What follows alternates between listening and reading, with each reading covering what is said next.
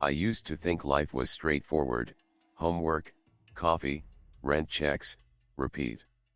My name's Tom, or at least I'm fairly sure that's still my name, and I had a girlfriend named Katie. She studied art history, I studied economics. We lived together 2 blocks from campus, arguing about whether coffee grounds made the best fertilizer for her succulents or if they just made her plants taste burnt. We fit. She brought color to my spreadsheets, I brought stability to her campus wanderings. But routine can get stale like decaf coffee, so when my friend Evan texted at 6:07 p.m. on June 13, 2024, "Small party tomorrow night at my parents' old house. Heard it's haunted." Faced with tears of joy, we jumped at the idea. Finals were over, stress was hitting its crescendo. Katie was nervous, haunted house plus large crowds equals panic, and I made her promise, if things got too weird, we'd leave. No arguments, no heroics, no just one more ghost. She agreed, clutching my hand like a life raft. I should have known that straight up ignoring that promise would land us in something infinitely worse than a boring lecture. The next night, we arrived at 23 Maplewood Lane just after 9 p.m. The sun had already dipped, painting the sky in bruised purples. The house sat back from the road, 2 stories, sagging porch, flaking paint, windows dark like voids. The front lawn looked like a neglected backyard from a bygone era: weeds, a crooked oak, and a no trespassing sign barely holding on. Katie squeezed my hand. "Promise," she whispered. I nodded, heart racing. "Promise. We'll be in and out by midnight." We climbed the cracked steps, hearing the door creak as we knocked. Inside, dozens of classmates lounged on mismatched couches, dim candles flickering. Someone played haunted house soundscapes on a Bluetooth speaker, distant screams, creaking, angry wind.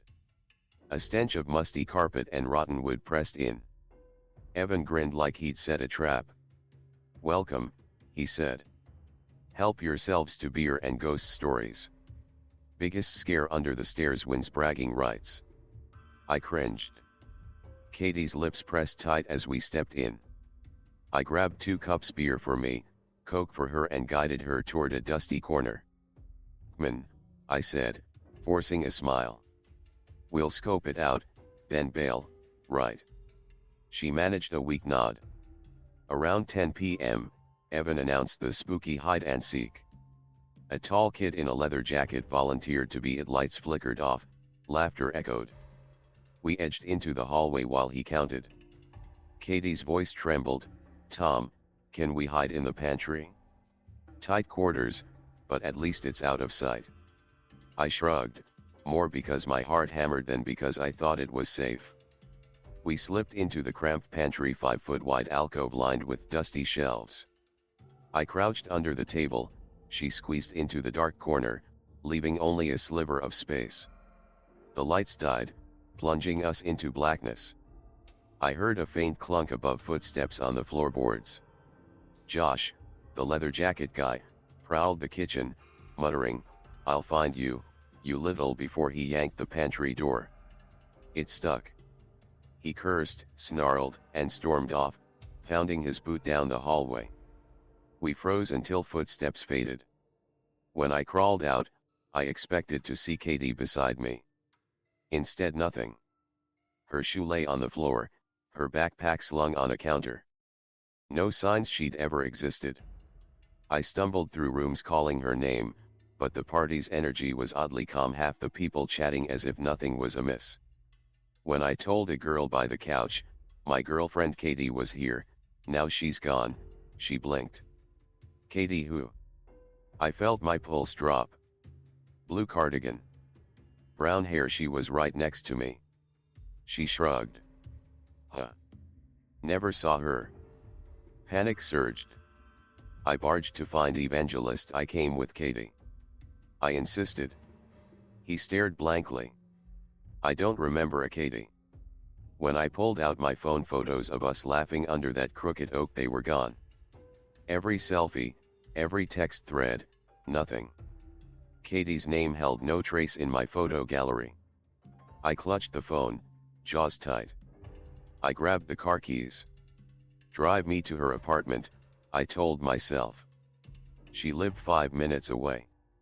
In her unit 5-year-old posters, a sleeping cat named Wiener Nothing indicated she'd lived there. I knocked on her roommate's door. A confused woman answered. Room 202? I asked. Yeah, she said. But no one named Katie. I ran texts to her mom. No response. Tried her friends, none recalled her. I drove aimlessly back to the haunted house, half expecting her to pop out behind me, laughing. Instead, that same sullen quiet met me. It was as if Katie was a conjured memory, a figment of my desperate imagination. The next day, bleary-eyed, I checked a local Maplewood missing Facebook page. Someone posted a grainy photo taken at the party. There I was, crouched by Katie, both smiling, maple leaves swirling around our feet. There she was in her blue cardigan, green eyes bright proof. Except comments below it read, "The house collapsed in 1988. How was this taken in 2025? My stomach wrenched. The image was timestamped June 14, 2025. But if the place was razed nearly 40 years ago, how? My head reeled. Either this was a Halloween-level prank or something much worse. I called Marcus, my journalism major best friend, stumbling through an explanation. Let's treat it like a documentary, he said. Witnesses, footage, official records. We'll get to the bottom of this. I nodded numbly. We agreed.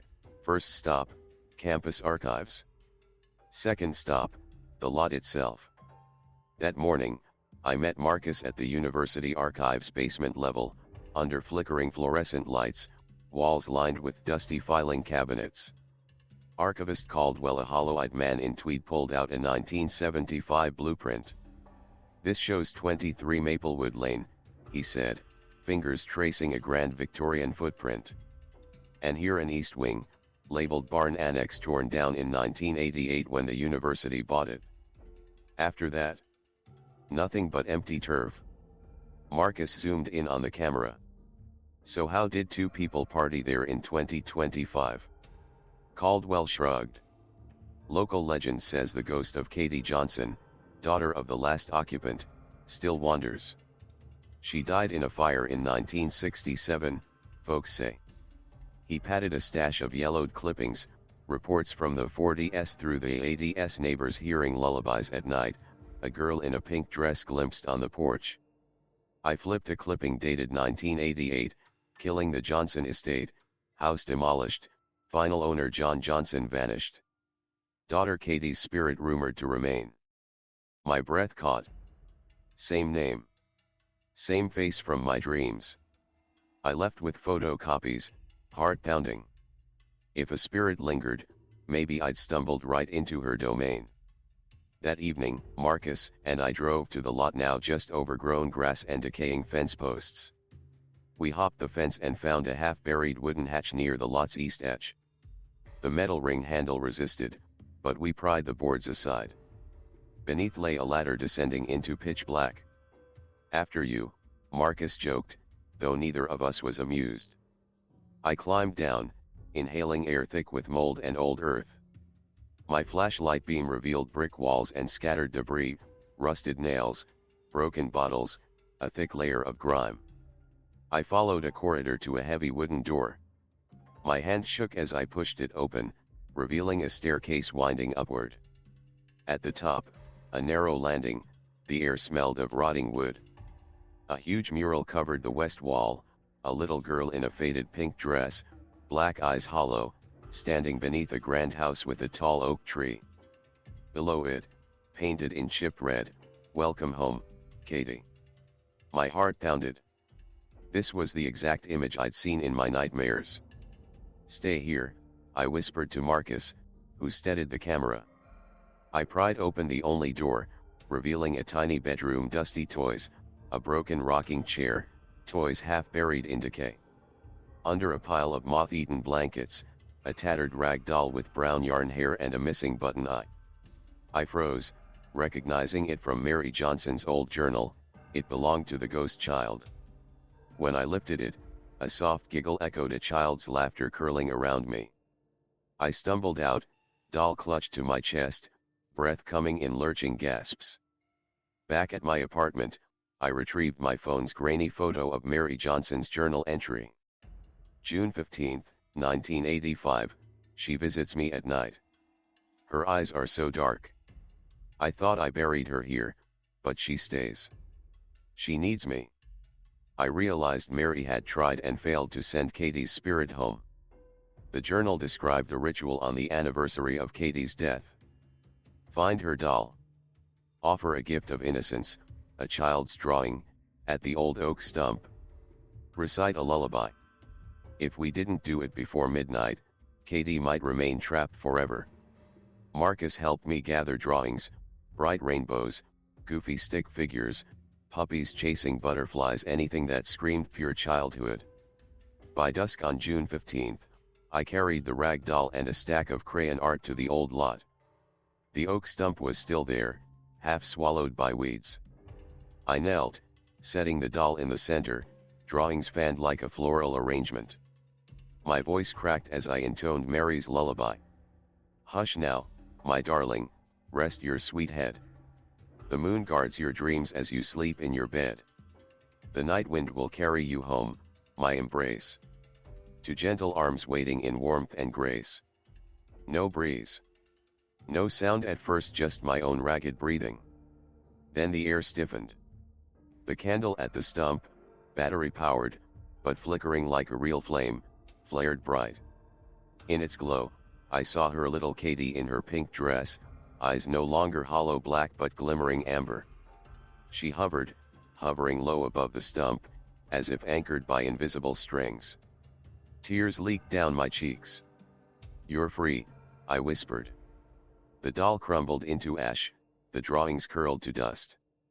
The wind sighed through the grass, her form shimmered, then vanished through the candle's flame. The light winked out, leaving only darkness. Marcus knelt beside me. She's gone. I pressed my trembling hand to the stump. Thank you, I whispered, voice breaking. I spent the next morning nursing a coffee in my cold apartment, heart heavy. I'd freed a ghost. That should have felt triumphant, but I felt hollow. My Katie, my girlfriend, never existed. She'd been a watery reflection conjured by that haunted domain, and that revelation stung more than any ghostly lament. Describing the ordeal to friends only earned me blank stares and sympathetic nods. Reporters and neighbors thought I was pulling a stunt. The police wrote me off as mentally unwell. Sir, ghosts aren't real, a captain told me. I didn't have the energy to argue. Katie had faded from every place, her photos were gone, her apartment was a stranger's home, and everyone insisted she'd never existed. But I carried Mary's journal pages and grainy photos with me, proof that something beyond rationality had happened. I taped the photo of the mural on my fridge, a reminder that some doors can't be locked tight. One Thursday, around 3 a.m., my phone buzzed. An unknown number, look outside. My heart lurched. I stumbled to the window. It overlooked a quiet street. No sign of anyone. I sank back, pacing until 3:17 a.m. exactly. My phone beeped again. I'm sorry. I bolted for the door, but stepping into the hall, my foot collided with something. I looked down. A small white dress lay on the rug, tiny, childlike. When I reached to touch it, it vanished like mist. The door behind me opened a crack leading, somehow, to the hidden hatch of my building's basement corridor.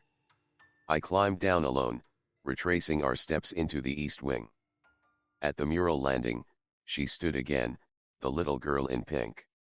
Her ember eyes met mine. Thank you, she whispered.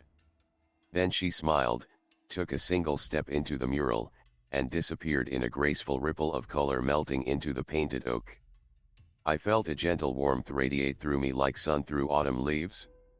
I rose, found the tunnel's hatch, and sealed it. This time, I felt her presence fade completely. No whisper, no laughter, just stillness. Back in the world above ground, I faced everything people took for granted: alarm clocks, traffic lights, billboards screaming sales. My apartment looked the same, but I felt different. I sat in silence for hours, replaying that final farewell. Later, I sat on my porch, dawn breaking over campus. The city stirred: bus engines, early joggers, coffee carts setting up. In that noise, I heard a quiet voice: "Be happy." I exhaled, letting my breath scatter with the morning breeze.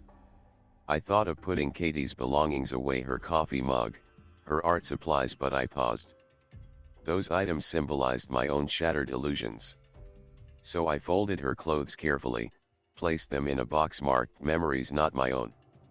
I tucked Mary's journal pages and the rag doll's photo into a journal labeled "Truths Too Strange to Forget." In the following weeks, I tried to resume my normal life.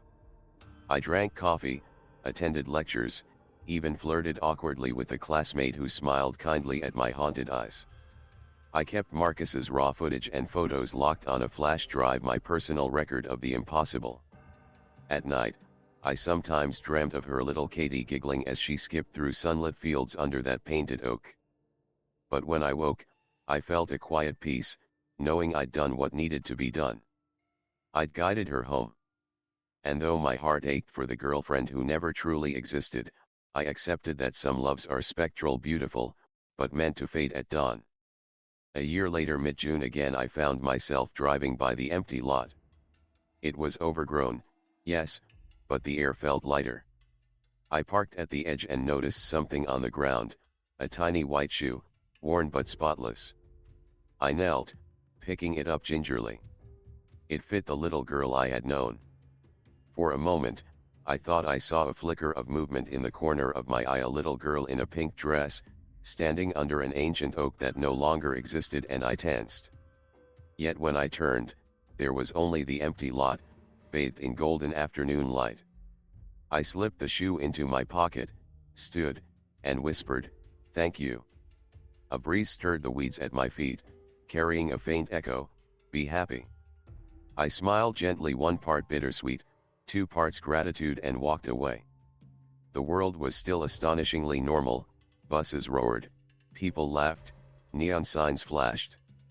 And in that chorus of everyday life, I carried a memory that defied logic: a little girl's laughter, a faded mural, and a promise kept. Because sometimes, the most profound things happen in half-forgotten places. And sometimes, setting someone free means finding yourself again. I never liked big parties: way too many strangers, fake smiles, blaring music. But Lan, my girlfriend, insisted. When she said party, she meant it. I sighed and followed her to Evan's house that Friday night. We arrived at 23 Maplewood Lane, a rundown Victorian with peeling paint, a flickering porch light, and a crowd already spilling onto the sidewalk. Inside, music rattled my ribs, and people pushed past like a wave.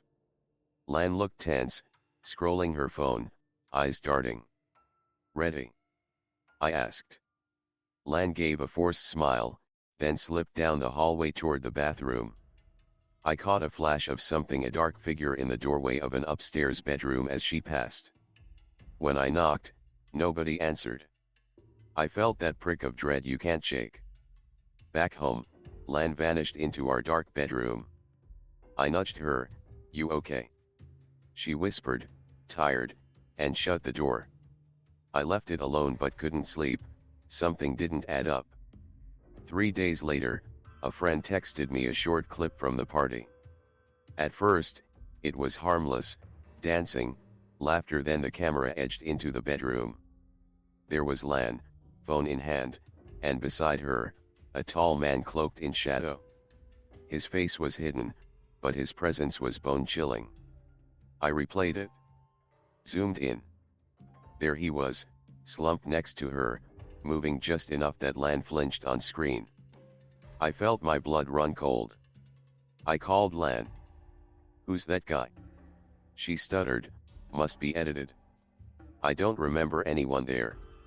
I didn't believe her. I spent the next day calling partygoers.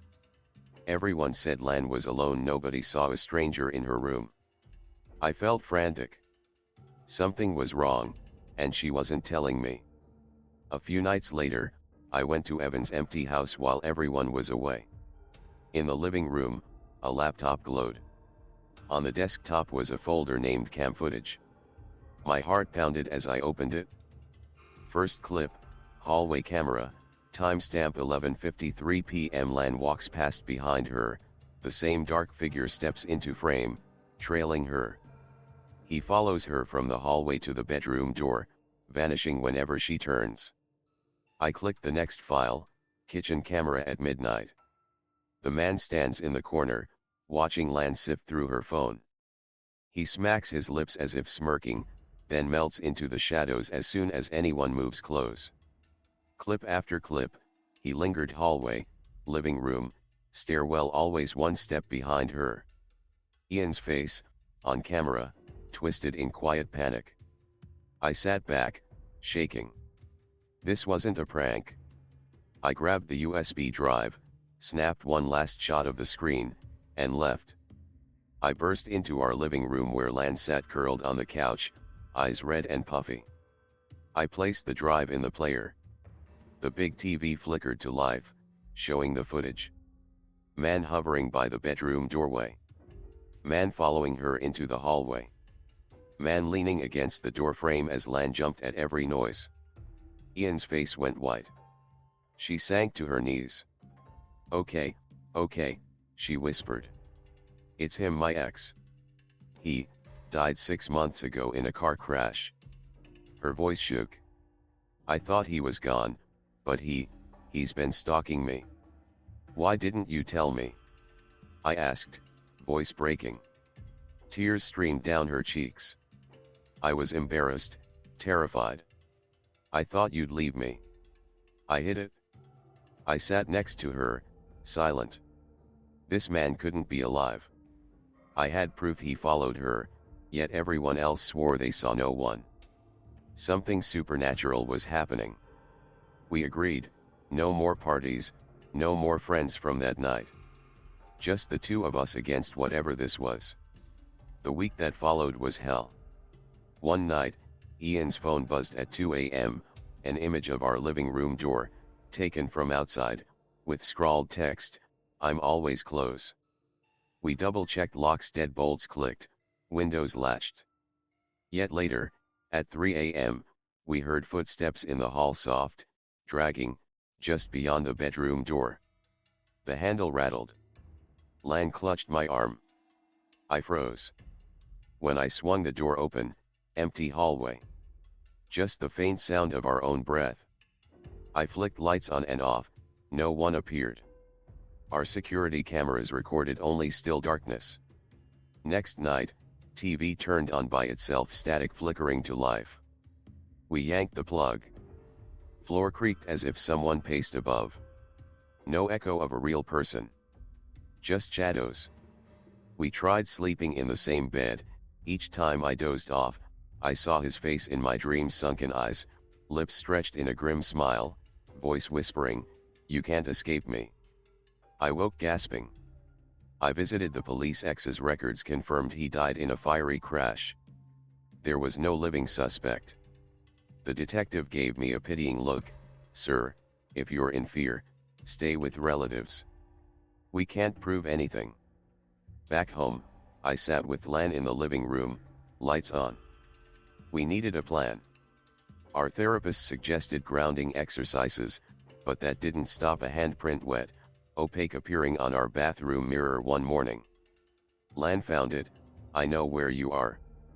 We scrubbed it off. By afternoon, it was back. We changed the mirror. Next night, same message scrawled on the new glass. We fantasized about moving, but each time we packed, a fresh stone slammed into our front window with no shout or sound. It cracked a pane without breaking the seal. Maple, our golden retriever, bolted and snarled at nothing. We realized we couldn't hide from this. If his ghost lingered, We had to confront it. We lit candles, burned sage, and stood in a circle around the main living room. I held an old photo of Lan and her ex. My voice shook as I chanted, "If you are here, show yourself. Leave her in peace." Lights danced. A cold gust swept across us. Shadows pooled in corners. Then he appeared, a tall, gaunt figure in old clothes, face stretched like water, eyes hollow black. He pointed at Lan. Fear shredded my heart. Lan took a step forward, tears streaming. "I won't go back to you," she cried. "I belong to myself." The ghost snarled a wet, hollow sound. He lurched toward her. I raised my voice, "He has no claim here." Lan rang a bell at my side. She repeated, "Leave her be." Wind gusted inside the closed room. The ghost staggered, his form flickering. He looked at me, mouth opening, no sound, just a violent wind. Then his face twisted, and he collapsed into a wisp of black smoke that drained through the floorboards. The final candle winked out. Silence slammed us. We held each other, breath shaking. Dawn seemed unreal. We sat on the couch, huddled, letting morning light bleed into the room. No footsteps. No creaks. Just the hum of our own ragged breathing. We packed and moved 2 hours away. New apartment, new numbers, new locks, thick steel. I installed cameras on every corner. At first, nights were quiet. We even started a small dog park routine with Maple and tried to shake off the shadows. Then one Sunday, as I washed dishes, I heard a faint knock at the back door light, tentative. Maple growled. I checked, no one there. My head swiveled to the mirror, I saw a dark smudge out of the corner, then nothing. Lan appeared in the doorway. "You heard that?" "Yeah," I replied. Empty porch. Next morning, we found muddy footprints leading from the driveway straight up to our locked garage door. No tire marks anywhere, just bare, wet mud. We reported it again, "Someone's outside." We saw footprints. Police came, nodded, said they'd look into it, then left. "No suspects," they said. I realized, whether ghost or mortal, we weren't safe. We traded scared looks. Lan hugged Maple close. "I'm so tired of running," she whispered. I kissed her forehead. "We'll stay together. That's all that matters." The months that followed were better, but fear lurked. I still half expected to see that sunken face in every mirror's reflection. Every time the wind rattled a window, my heart jumped. Lan started therapy for PTSD, I joined her sometimes, but I was always the healthy one in the room on the outside. One late winter night, I dreamed he stood at the foot of our bed, skin colorless, eyes like black holes. He whispered, "I'm never far." When I woke, my sheets were cold. Under the pillow, I found a single white dandelion, no explanation. I sat up, searching the dark room. No sound of the wind. Only soft snoring from Maple at my feet. I pulled the dandelion close. A note dangling from the stem read, "Remember me."